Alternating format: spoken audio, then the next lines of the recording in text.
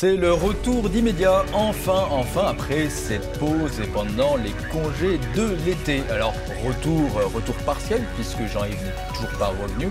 Et je retrouve donc Michel Geoffroy à mes côtés. Bonjour Hervé. C'est la rentrée, mais la propagande n'a pas pris de congé. Pendant l'été, les médias ont propagé de nombreux bobards. Exemple, Poutine aurait chassé le tigre, McCain aurait été un fervent opposant à la guerre en Irak, et la France aurait été condamnée par l'ONU dans l'affaire Baby Lou. À vomir, honteux.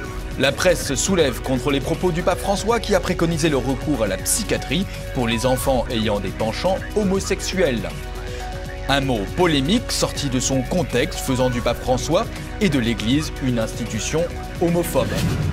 Et vous retrouverez votre zapping et les tweets de la semaine.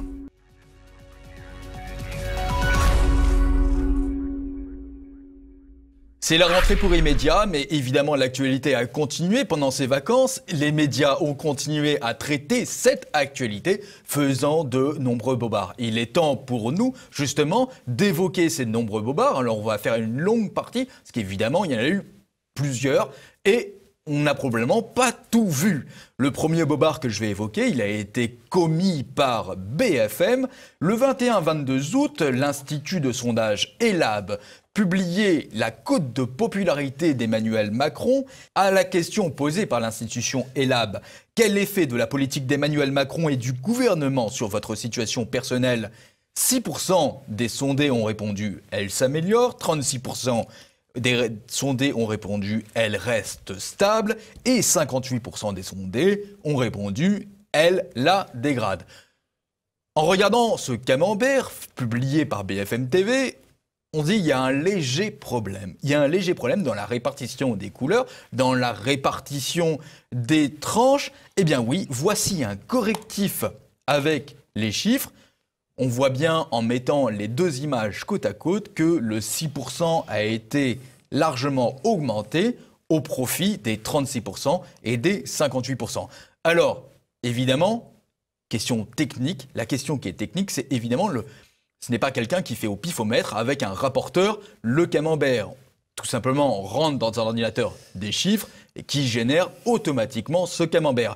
Donc, la conclusion que j'en tire, c'est qu'une personne a volontairement traficoté les chiffres pour que le rendu visuel soit différent des chiffres et du sondage. Oui, c'est un exemple de désinformation par l'image.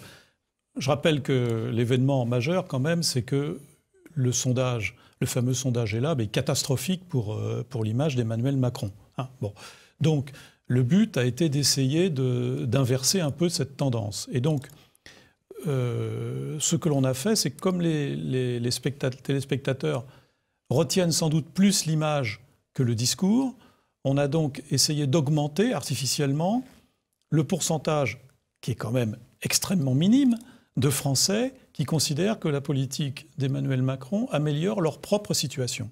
Donc, alors d'ailleurs, c'est pas la première fois que BFM a fait ce type de manipulation. Non, c'est pas une première, c'est une récidive. Il y a déjà eu des manipulations sur les camemberts, qui ont été relevés par les internautes. Ils ont manifestement des problèmes avec les camemberts. Et les camemberts sont très coulants quand il s'agit de donner une image positive d'Emmanuel Macron. Donc c'est ce qui a été fait, parce que les gens vont retenir. On part du principe que les spectateurs vont mieux retenir l'image que le commentaire moins positif. Ce qui n'est pas faux, parce que l'image a une plus grande force que le commentaire oral. Deuxième bobard, c'était pratiquement la veille de nos congés, de l'arrêt de l'émission Immédiat. C'est le 30 juillet, l'agression raciste d'une athlète noire choque l'Italie. Eh bien, cette athlète noire qui s'appelle Daisy Osakwe, qui aurait été blessé à l'œil suite au jet d'un œuf. Un œuf. Et en tout cas, l'athlète déclare dans la presse que, évidemment, c'est une agression raciste. Jusqu'à même passer dans le Soir 3. Une athlète victime de racisme en Italie. L'aggressione all'atleta azzurra Daisy Osakwe. Blessée à l'œil, Daisy Osakwe a été la cible de jets d'œufs dans sa ville de Moncalieri, près de Turin. L'athlète d'origine nigériane dénonce une attaque lâche et raciste dans un pays où l'extrême droite vient d'accéder au pouvoir. Alors là, on a un exemple classique des informations, le faux attentat raciste, qui est assez connu, on a déjà eu l'occasion de le voir dans les médias.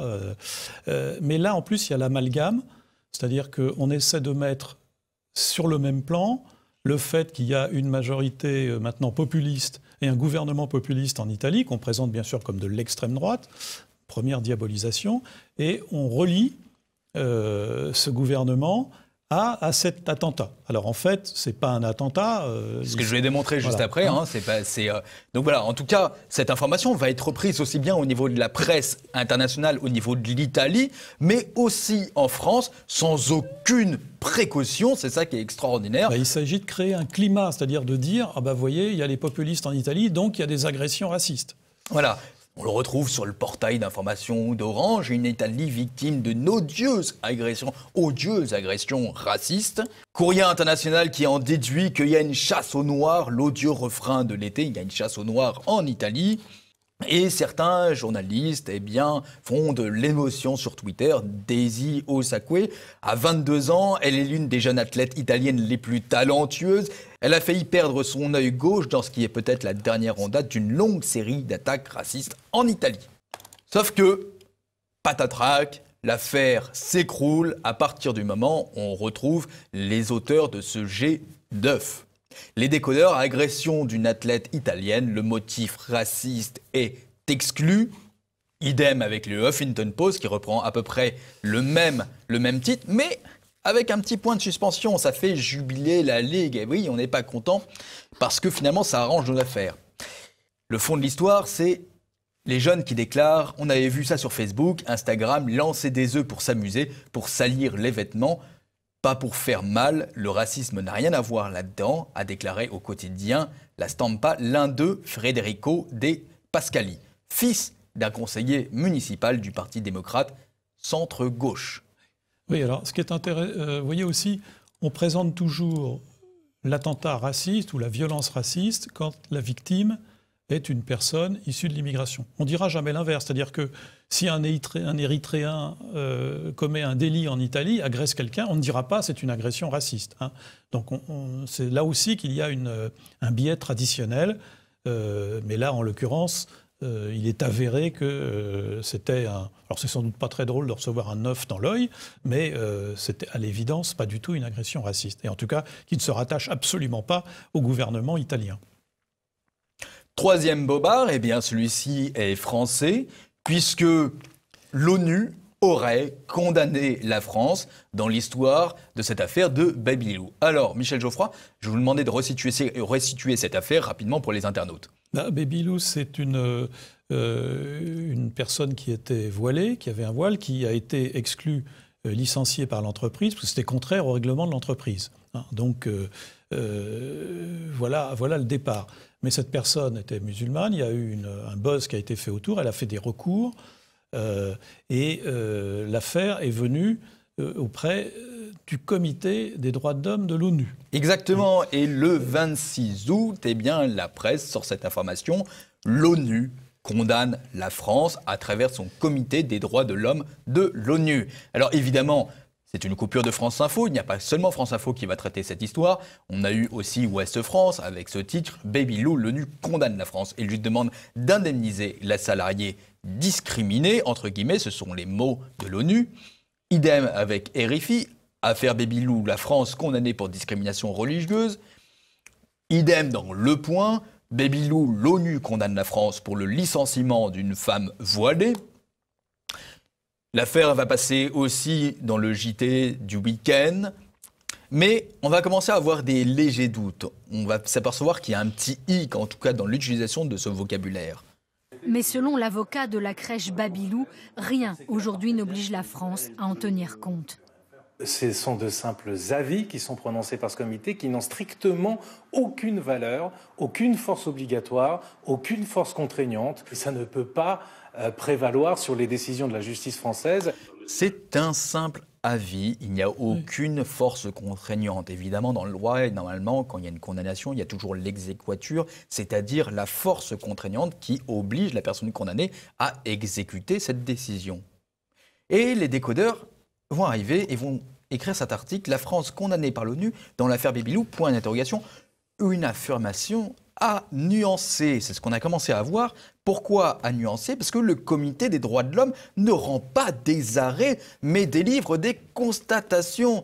Donc s'il n'y a pas d'arrêt, il n'y a pas de condamnation, tout simplement. Oui, puis alors c'est pas... Donc, là aussi, il y a de nombreux bobards. D'abord, ce n'est pas l'ONU en tant que telle, ce n'est pas l'Assemblée générale, ce n'est pas le Conseil de sécurité. Ce n'est qu'une instance particulière de l'ONU qui effectivement émet des avis. Deuxièmement, dans cette affaire, on est passé de la critique qui a été faite des conditions de licenciement à la condamnation de la France, qui n'est pas du tout la même chose. Hein. Donc, mais ça procède... Pourquoi les médias font ça? Parce que ça procède de l'idée qu'il y aurait en France une islamophobie rampante, n'est-ce pas? Et que la France est tellement évidente qu'elle serait condamnée dans les institutions internationales. Vous voyez, c'est ça l'objectif de cette désinformation. Et qui est aussi parce que, me semble-t-il, les journalistes qui ont présenté les faits ne sont pas approfondis l'aspect institutionnel des choses et n'ont pas vérifié d'où provenait véritablement cette information. Et alors justement, Michel, vous avez évoqué le fait de critiquer une décision, en tout cas française, critiquer un arrêt de la Cour de cassation à ce sujet-là. Eh bien, ce mot « critiquer », eh bien, je l'ai retrouvé. Je l'ai retrouvé sur un seul article, sur Le Figaro, qui a retitré une dépêche de l'AFP. Babylou, l'ONU critique la décision de licenciement d'une salariée voilée. Quatrième bobard, il est arrivé avec la mort de McCain. Alors rapidement, Michel Geoffroy, vous êtes mon puits de science aujourd'hui. Qui est rapidement McCain? McCain, c'est un républicain. Il a eu un passé militaire. Pendant la guerre du Vietnam, il était pilote de bombardier. Il a été abattu. Il a été prisonnier dans un camp du Nord-Vietnam. Donc il a souffert notamment de différentes tortures. Donc il a un passé militaire glorieux aux États-Unis. Et un passé politique extrêmement important. Et un passé politique, puisqu'il s'est présenté aux élections présidentielles américaines, où il a été battu. Et enfin, ce qui est sans doute pas complètement étranger à sa popularité médiatique. Voilà, sa popularité médiatique, c'est qu'il fait partie de ceux qui, au sein du Parti républicain, étaient des opposants à M. Trump. Mmh. Et alors, justement, c'est un peu l'angle d'attaque des médias au moment où on écrit sa nécrologie. Dans Libération, le titre « Héros de guerre et figure politique, le sénateur John McCain est mort ». Sur LCI, États-Unis, le sénateur John McCain, héros de la guerre du Vietnam et farouche opposant à Trump, est mort. On a le droit à tout un paragraphe sur le profond mépris que ce sénateur avait pour le président américain. Dans le monde, on a le droit aussi à une chronique. États-Unis, John McCain mort d'un rebelle. C'est l'éloge de l'ancien sénateur. Et alors, j'arrive enfin à mon morceau intéressant, c'est-à-dire le bobard. Eh bien, il a été diffusé par le journal de France 2. Conservateur sur l'avortement ou le port d'armes, il était progressiste sur les questions d'environnement, d'immigration, critique sur l'intervention en Irak et l'utilisation de la torture. Le sénateur McCain n'était pas vraiment aussi critique que ça sur l'intervention en Irak. Il suffit de reprendre ses déclarations de l'époque. Il souhaitait en 2008 que l'armée américaine reste 100 ans en Irak. 100 ans en Irak, c'est pas ce qui peut être vraiment considéré comme vraiment critique face à la guerre en Irak. Ce que j'aime bien, c'est que les médias disent qu'il était progressiste. C'est un républicain progressiste, ce qui est un peu bizarre, parce qu'il n'était pas favorable à la régulation de l'immigration. Bon. La vérité, c'est qu'encore une fois, on le met en avant parce qu'il a été quand même un des adversaires de Trump. Donc, c'est un moyen de mettre en porte-à-faux Trump. D'ailleurs, il y a eu aussi un petit buzz sur le tweet qu'a envoyé Trump, que la presse a dit il n'est pas assez, il ne reconnaît pas assez la valeur héroïque de M. McCain. Donc en fait, nous avons là une désinformation qui porte sur l'Irak. Alors effectivement, il était critique sur l'utilisation de la torture, mais pas sur l'interventionnisme américain en général. Il est même... En plus, ne l'oublions pas, quelqu'un qui tient des propos d'une russophobie absolument incroyable. Enfin, je veux dire, c'était vraiment un adversaire déclaré de la Russie. Donc c'est aussi un élément, sans doute, pour lequel on le dit qu'il est progressiste dans la langue des médias. Mais le vrai sujet, c'est qu'on essaie de le valoriser pour une fois de plus, dévaloriser Trump, hein, parce que c'est en fait un adversaire de Trump.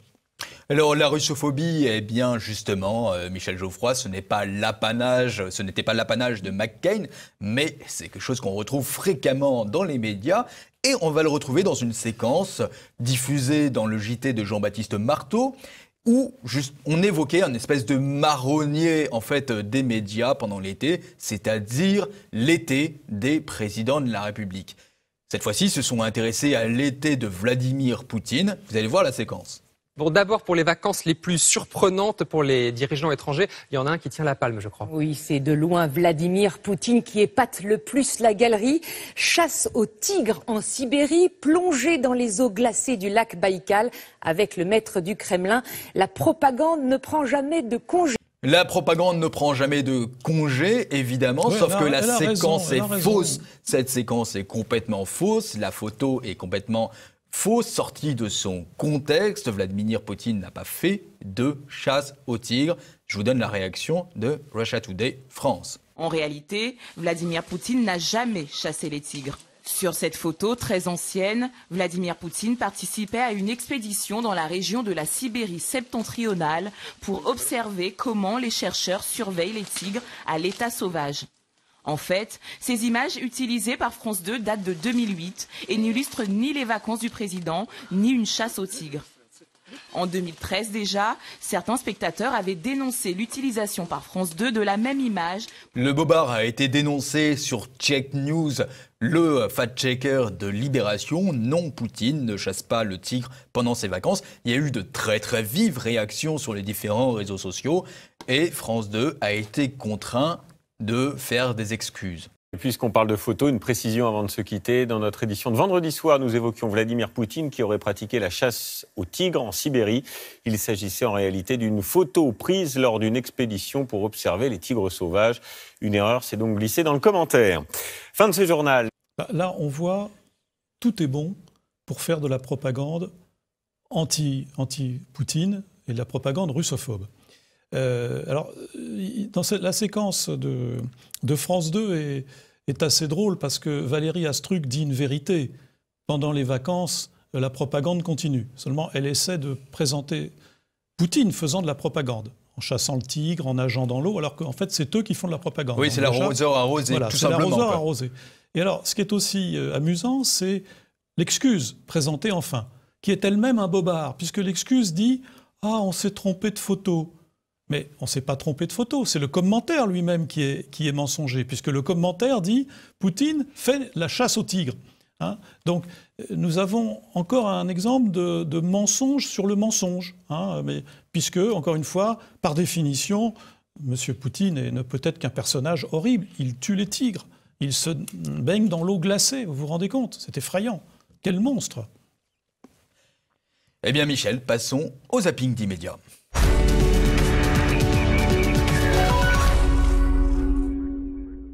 Bonsoir Valérie Astruc, on vous retrouve en direct de l'Élysée. On se souvient que le président Macron avait été très critiqué pour ne pas avoir accueilli les réfugiés en juin. Quelle est ce soir la position de l'Élysée ? La France ne peut pas accueillir toute la misère du monde, mais elle doit en prendre sa part. Est-ce qu'on a pris notre part ? Parce que je me rappelle de M. Salvini qui reprochait à Macron, à l'époque, puisqu'ils avaient joué, ils s'étaient un peu accrochés dessus, qui avait reproché à la France de ne pas avoir respecté ses accords, c'est-à-dire d'accueillir sa part de migrants qui arrivaient en Italie.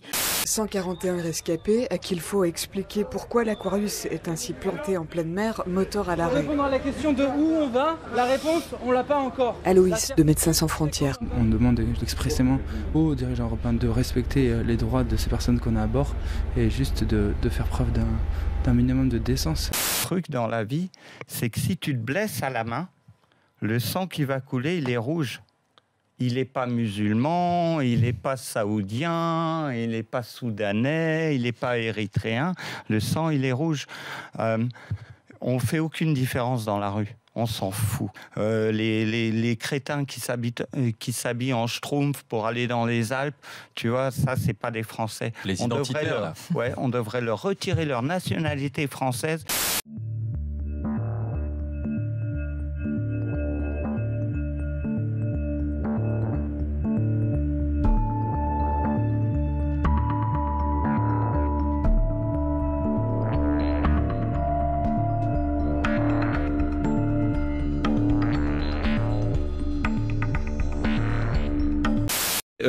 Jean-Bernard Huyck, vous pensez que la thèse de l'attentat est à privilégier actuellement ?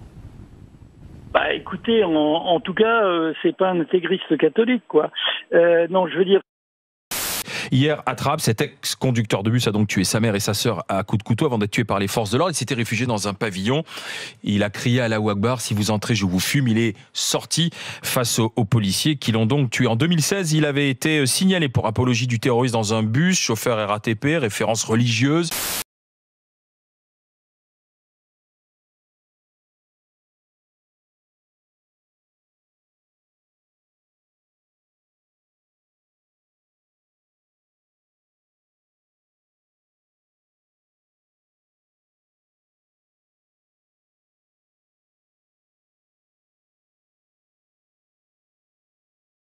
Moi, je veux mourir debout. J'ai vécu debout. Je me suis battue pour avoir la vie que j'ai. Je me suis battue pour l'IVG. Maintenant, je me bats pour l'IVV, j'appelle ça comme ça, l'interruption volontaire de vieillesse.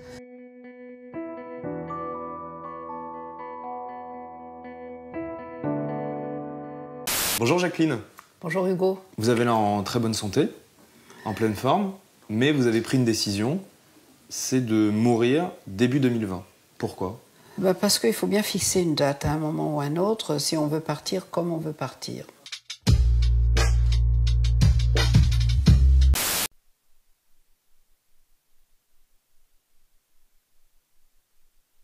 Ici, c'est une place publique. S'il y a quelqu'un qui va s'asseoir là, qui va se mettre là pour enlever son kiki, pour faire pipi, franchement, c'est désagréable, c'est gênant pour nous. Je dirais que c'est une merde, voilà. Là, ça va être un spectacle certainement très enrichissant pour ceux qui ne connaissent pas le corps de l'homme. Et mon mari me dit qu'il pense que c'est trop haut. Donc pour vous, c'est trop haut ? C'est trop haut, oui. Il y a eu un moment de radio, sans doute pour moi, le moment de radio le plus fort que j'ai vécu, même en télévision, je veux dire. C'est-à-dire le moment de la surprise. Le truc n'est pas verrouillé, c'est totalement sincère. Vous avez un homme qui dit, sincèrement, je ne peux pas continuer, je suis trop seul, je n'y arrive pas. Je me demande d'ailleurs si c'est pas unique à la radio, en tout cas, une démission. J'ai pas regardé, moi en tout cas, je n'en ai pas le souvenir d'une démission de cette nature.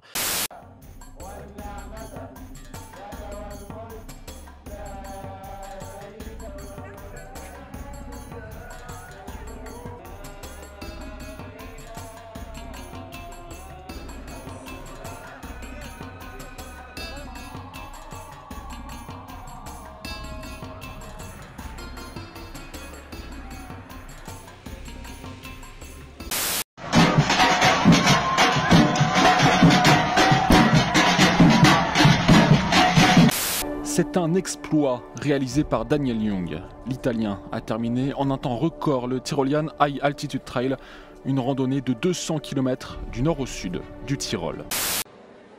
Des vitraux du XIIIe siècle qui illuminent l'un des monuments les plus visités de Paris, la Sainte-Chapelle. Pas moins de 1113 scènes du Nouveau et de l'Ancien Testament perchées à 30 mètres du sol, dont le sens est souvent hermétique aux touristes. Peut-être plus pour longtemps, grâce à Francis Margot et sa nouvelle application. Eh bien, c'est un zapping très riche, mais c'est normal, l'été a été riche en événements. Alors, on a d'abord le quart d'heure habituel sur les réfugiés. Alors là, les réfugiés de l'Aquarius, on nous présente même des rescapés maintenant, c'est un autre terme qui apparaît sur France Info. Et est-ce que la France a pris sa part des rescapés, le passage du SDF médiatique, là, Christian Paille, qui explique que le sang est rouge, qui est effectivement une découverte profonde, mais qui fait double désinformation. Alors d'abord, il aime bien tout le monde, mais simplement les identitaires, ils considèrent qu'ils ne sont pas des Français. Déjà, c'est déjà bien. Et ce sont des schtroumpfs, habillés en bleu. Et puis, en plus, je rappelle qu'à un certain moment, on avait montré que les SDF européens étaient exclus des centres d'accueil à cause de l'arrivée des migrants. Eh bien là, nous avons SDF qui dit « mais non, c'est pas un problème, nous on les accueille sans problème, sans difficulté ». Donc c'est une sorte de désinformation aussi dans la désinformation, dans un passage consacré évidemment à la nécessité d'accueillir nos immigrants. Alors après, nous allons rentrer dans dans des choses horribles. La Suède, il y a des voitures qui brûlent. Évidemment, c'est parce qu'il y a des élections et parce que dans les élections, le mouvement populiste en Suède est en train peut avoir de bons résultats. Donc c'est à cause de ça que ça crée des tensions et c'est pour ça que les voitures brûlent, bien sûr, pour les médias. Oui, ce qui est une inversion complètement en fait, de la réalité. Oui, parce qu'il est probable que les voitures brûlent peut-être pas à cause des populistes suédois. Alors Trapp, le passage sur Trapp est très intéressant. D'abord, François Bernard-Huy qui dit oui, a priori, c'est pas les intégristes catholiques qui font des attentats. Oui, parce que alors pour Trapp, ce que j'ai pas vraiment situé dans le zapping parce que j'avais pas forcément le temps, c'est que on a quand même énormément essayé de dire que c'était un déséquilibré, etc. Toujours. C'est un drame familial. C'est un drame familial. Un drame familial, c'était très important, et d'où cette question qui est revenue à plusieurs reprises. Est-ce que c'est réellement un attentat islamiste alors que l'État islamique l'avait revendiqué? Est-ce qu'on ne sait pas très bien si c'est parce qu'il en profite ou pas? J'en sais rien, mais en tout cas, la question s'était posée, bien posée. Les médias s'intéressent pas trop aussi. On parle beaucoup évidemment de sa famille qui a été tuée, mais on ne parle pas des passants qui ont été blessés d'ailleurs, curieusement. Et puis il y a Judith Weintraub qui fait une remarque très juste en disant « Mais attendez, on n'arrête pas de nous parler de l'islamophobie suite aux attentats et du risque d'amalgame, et en réalité... » Jamais aucun musulman, Dieu merci, n'a été agressé suite à un attentat. Donc c'est intéressant ces deux passages qui remettent un peu les pendules à l'heure. Alors après, nous avons la grande invention, l'IVV, l'interruption volontaire de vieillesse ou de vie. Alors d'ailleurs, le terme interruption là est vraiment très trompeur. Alors déjà, quand on parle d'IVG, c'est déjà un peu un trompeur. Mais alors l'interruption de vie, le terme d'interruption suppose qu'on puisse repartir. Le problème, c'est que si on se suicide, en général, on ne peut pas repartir. Donc déjà, le terme n'est pas terrible. Mais ce qui est plus intéressant, c'est que la personne qu'on nous présente, là, on oublie, petit détail, de nous dire que cette dame, Jacqueline Jankel, c'est l'ancienne vice-présidente de l'association pour la défense du droit de mourir. Voilà, la DMD qui est l'association de défense pour mourir dans la dignité. Voilà, mourir dans la dignité. Voilà. Bon. Et donc qui milite pour le droit à l'euthanasie. Voilà. Et on nous dit c'est une femme courageuse, bien sûr, elle est courageuse. Bon, donc en fait c'est un mensonge par omission. C'est quand même une information importante de savoir que la personne qu'on interroge, c'est justement une militante de l'euthanasie. Donc c'est quand même pas neutre. C'est pas un kidam, c'est pas une personne qu'on a interrogée dans la rue. C'est pas n'importe qui, c'est réellement une militante de l'euthanasie. Et donc elle parle en tant que militante de l'euthanasie, qui va d'ailleurs au bout de ses idées. Très bien, mais c'est pas n'importe qui. Mais elle n'a pas besoin d'ailleurs de nous dire qu'elle veut se suicider en 2020. Elle a qu'à se suicider toute seule et puis ce sera tranquille. Oui, sans faire de bruit, ce serait plus pratique. Voilà. Alors là, très drôle passage sur l'Uri-trottoir. Il y a vraiment de très bonnes interventions. Nous sommes dans le grotesque. Je rappelle qu'avant, il y avait des Vespasiennes, ça marchait très bien. Pas besoin de faire pipi dans une boîte au vu de tout le monde. Alors, le passage avec Léa Salamé, où les journalistes se font leur espèce d'analyse presque psychanalytique des conditions dans lesquelles Hulot, totalement sincère, n'est-ce pas, un homme politique totalement sincère, c'est assez remarquable. Effectivement, il trouve ça très étrange. Bon, c'est assez grotesque. Alors, le reportage sur Laïl Kébir est assez remarquable puisque on glisse quand même assez largement sur les conditions dans lesquelles les animaux sont égorgés à Laïl Kébir, selon le rite halal.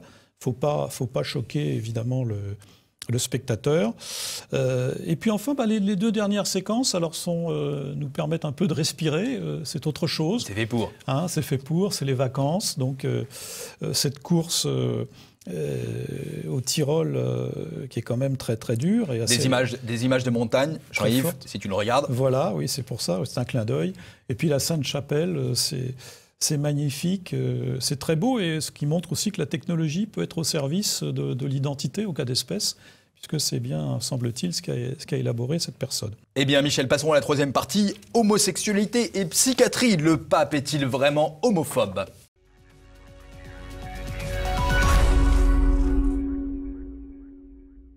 C'était la polémique de la semaine. Le pape aurait fait une sortie absolument scandaleuse dans l'avion qui le ramenait de l'Irlande à Rome. Le pape préconise la psychiatrie pour les enfants à tendance homosexuelle. Le Vatican s'explique. Cette sortie fait la une des médias, le pape homosexualité, le mot qui dérange. Mêlé au scandale de pédophilie que le pape essaye d'enrayer, eh bien, grâce à ça, le pape se retrouve même sur la une du Monde. Avec le Parisien, toujours le chemin de croix du pape, propos absurdes sur l'homosexualité, discours ambigu sur la pédophilie dans l'Église. Reste que ce mot psychiatrie dérange même le Vatican qui va corriger sur son site la déclaration du pape. Mais dans la presse, le mal est fait. Et c'est le moment de la levée de bouclier et même du retour de bâton, avec notamment en fer de lance le journal homosexualiste têtu à vomir honteux la colère des catholiques LGBT+, après les propos du pape.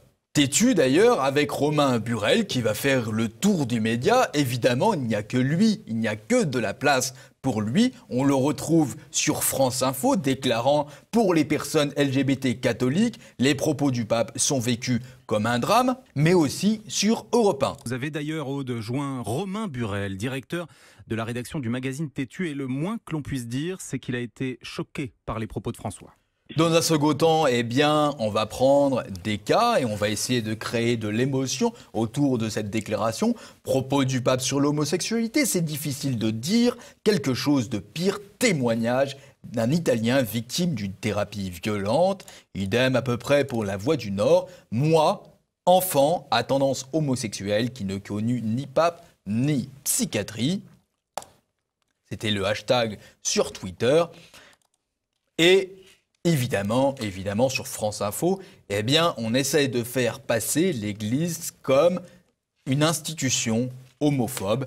Le christianisme a-t-il un problème avec l'homosexualité? Question rhétorique, puisque évidemment l'article va répondre à cette question par un oui et un grand oui.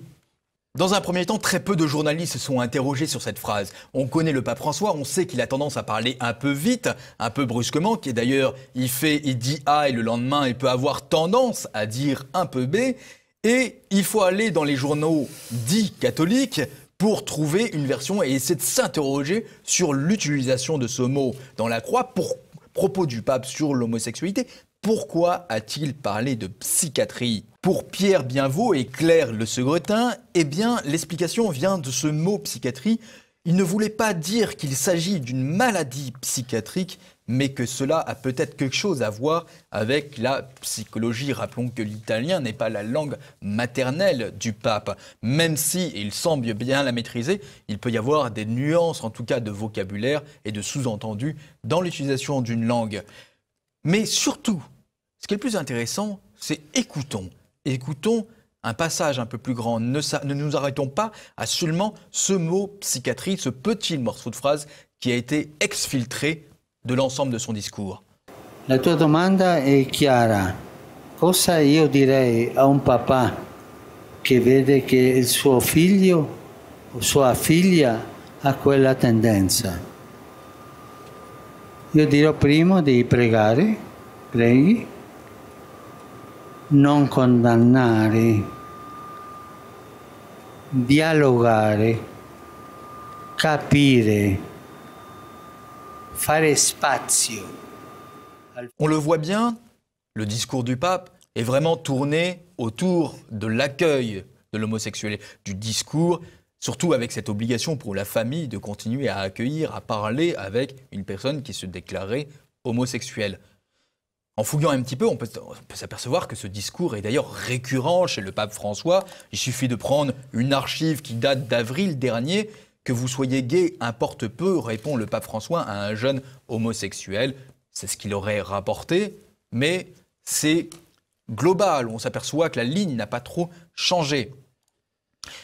Et en regardant justement l'intégralité, la réponse dans son intégralité, eh bien, il faut être honnête. Et ça a été le cas de quelques journalistes, de quelques articles qui disent non, regardons l'ensemble du discours. Et je vais prendre comme exemple l'éditorialiste Raphaël Enthovel, ancien éditorialiste pour Europe 1, qui déclare « J'invite chacun à se référer à toutes les déclarations du pape et non à des morceaux choisis.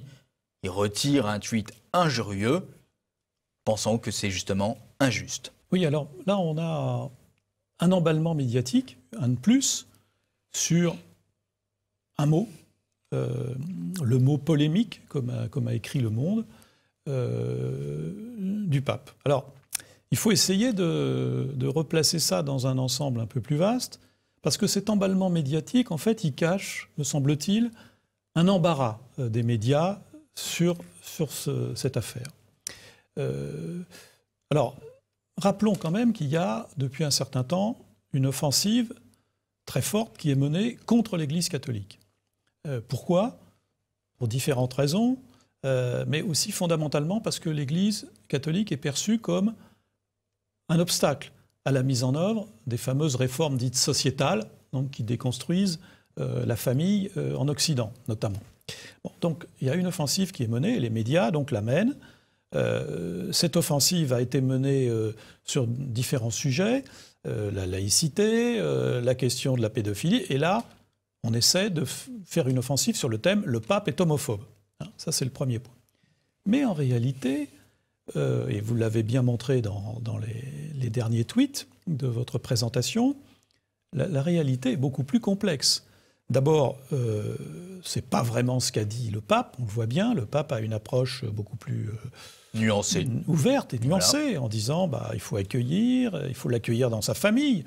Le mot famille, ça c'est le mot aussi, le mot polémique pour le système, le mot famille. Donc il est très cohérent là-dessus. Donc il est pas, on peut difficilement l'accuser d'homophobie dans la durée. Au contraire, il a une approche ouverte. C'est aussi ennuyeux pour les médias parce que le pape, rappelons-le, il est présenté positivement quand il s'agit des questions d'immigration. Je rappelle que tous les propos du Saint-Père sont généralement présentés et vont dans le sens d'un accueil de l'immigrant. Bon, donc c'est aussi ennuyeux de vouloir le diaboliser, en quelque sorte, en le présentant comme un homophobe. Et puis enfin, c'est un peu ennuyeux parce que derrière cette accusation d'homophobie, il y a quand même ce qui est en train de se passer avec les accusations de Monseigneur Carlo Marie Vigano, avec les accusations du procureur de Pennsylvanie, qui sont au contraire en train d'évoquer l'idée qu'il y a un réseau homosexualiste particulièrement important dans l'Église. Donc, et au contraire, on dirait le pape, à cet égard, il a plutôt une attitude de compromission ou de complaisance. Alors, on peut difficilement être à la fois accusé d'être homophobe d'un côté et en plus d'avoir derrière une perspective de l'accuser de complaisance. Donc, en réalité, cet emballement médiatique me semble cacher un certain malaise des médias. On a voulu à tout prix faire le coup de projecteur. D'ailleurs, c'est intéressant l'image de France Info où l'on voit des religieuses et derrière des drapeaux de la Manif pour tous. Donc on revient sur l'idée que si on veut défendre la famille, c'est qu'on est homophobe. Bon, donc il y a un malaise des médias et il va être intéressant, c'est peut-être un sujet qu'il faudra suivre dans un futur immédiat. Ça sera peut-être intéressant de voir comment les médias vont traiter à l'avenir la polémique qui est en train de se développer sur la base des accusations portées par un certain nombre de prélats. Tout à fait d'accord avec vous. Voilà. Donc il y a un malaise et les médias ne sont pas à l'aise. Sont pas à l'aise là-dessus.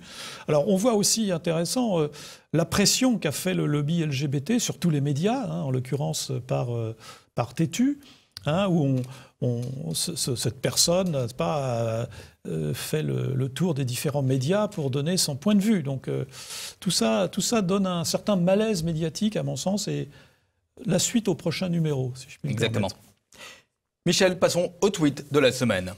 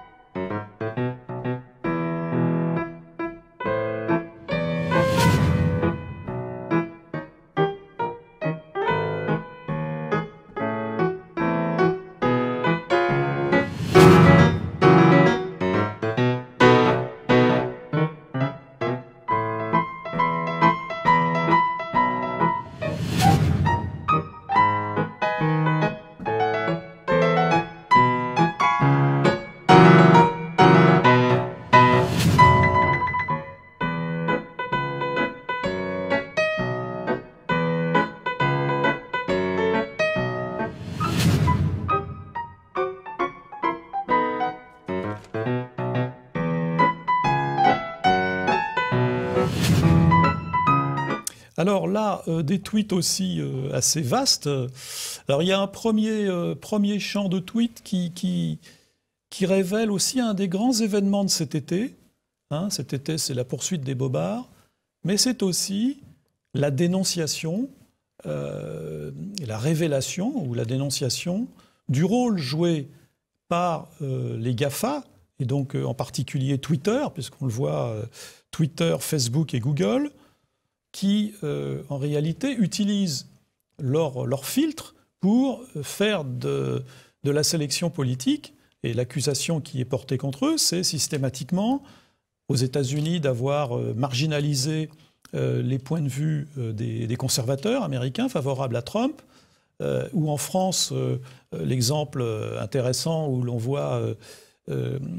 Casanova, dont le tweet a été censuré parce qu'il critiquait la politique du gouvernement. C'est quand même incroyable. Donc ça, c'est la grande révélation de cet été. C'est un aspect très important. C'est ce que je pourrais appeler la censure privée. Nous voyons aujourd'hui des très grandes entreprises mondiales, qui sont des puissances financières, qui se permettent de faire de la censure idéologique. Et ça commence à faire grincer les dents, à la fois de la part des victimes, des principales victimes, mais aussi, on le voit pour Twitter, d'un certain nombre de personnels qui commencent qui se rendent compte quand même qu'on leur fait jouer un jeu un peu particulier, puisque les responsables de ces GAFA plastronnent devant les commissions parlementaires ou l'Union européenne pour dire « Ah mais nous sommes pour la liberté, n'est-ce pas, nous ne censurons rien », et la réalité est un peu différente. Donc ça, c'est un élément important qu'il faudra suivre, parce que là, on était habitué à une censure, je dirais, étatique. Et là, nous voyons arriver maintenant une censure privée qui agit à l'évidence en connivence avec l'État. Je pense que quand M. Macron a reçu les géants des GAFA il y a un certain temps, ce n'était pas uniquement pour parler des investissements en France, c'était peut-être aussi pour parler d'autres sujets. Alors, l'Allemagne, Schepnitz, là, nous voyons encore un amalgame classique, n'est-ce pas? Toute personne qui refuse l'immigration, qui refuse au cas d'espèce, puisque l'incident au départ, c'est une violence, ce sont des violences faites par des migrants qui ont provoqué cette réaction. Ce sont bien sûr des nazis. Nous, en France, on dit que c'est l'extrême droite. En Allemagne, on dit que c'est des nazis. Bon, alors nous avons le quart d'heure estival, la presse People. Monsieur Macron en maillot de bain, c'est passionnant. Les maillots de bain de Brigitte Macron, de Brigitte. Enfin, en maillot de bain, titre la presse. Et dire qu'en France, on pense que on n'est pas bien informé. Mais si, on est quand même très bien informé. Alors après, il y a le quart d'heure, le passage, je dirais, sur les médias militants, parce que non seulement il y a de la censure, mais bien sûr, on est militant, donc on essaie de diffuser certaines idées. Alors on voit que LCI va accueillir aux 24 heures de M. Pujadas, Mme Diallo et M. Miller, donc des personnes qui sont à l'évidence engagées politiquement, à l'extrême gauche ou auprès des indigènes de la République. Donc ça nous donne une bonne idée. Et puis alors, il y a le passage sur la stripteaseuse, l'humoriste, Constance, sur France Inter, qui fait du striptease, et qui attaque les puritains. J'ai noté vraiment les puritains. On ne sait pas trop qui elle attaque, d'ailleurs, parce qu'elle parle à un moment de Kaboul, pas vraiment un pays européen. Bon, donc, bref... alors, CNews qui fait une légère confusion entre l'ascension du Christ et l'assomption de Marie, la Vierge Marie. Bon, mais vu le degré d'inculture de certains journalistes, on n'en est plus là. Donc c'est quand même assez effrayant. Alors, le clin d'œil, j'aime bien les derniers tweets, surtout le clin d'œil de M. Placé, qui cherche à se placer suite au départ du lot. Bon, ça, c'était le fun de l'été, je suppose. Et on termine par le Clown en Creuse, oui, qui je crois, a fait un grand succès chez les internautes. Bon, c'est le clin d'œil d'Hervé Grandchamp. Exactement. Voilà, c'est un petit peu une petite touche humoristique pour terminer justement cette émission. C'est la fin de cette émission, il n'y a pas de 5e partie, puisque la première était extrêmement longue. Il fallait faire un récapitulatif des différents bobards de l'été.